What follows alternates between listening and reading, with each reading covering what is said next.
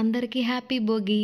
ఈసారి మా భోగి అయితే చాలా ఫన్నీగా జరిగింది. ఎలా అంటే ఇక్కడ కనిపిస్తున్నాడే ఒక పెద్ద మనిషి, ఆయనే మా నాన్న. శతమానం భవతి మూవీలో కంగారు రాజు టైప్ అన్నమాట.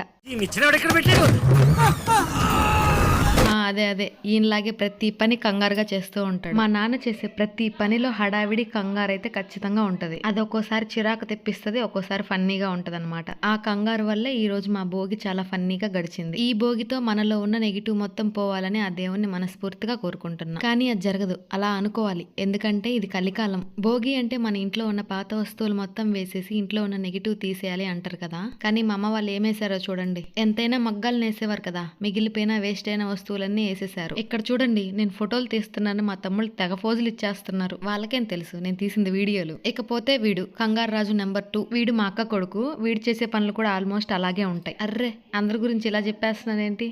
ఏం కాదులే. అది విషయం. ఈ రోజు మా భోగి అయితే ఇలా జరిగింది. Once again happy Bhogi, advance happy pongal.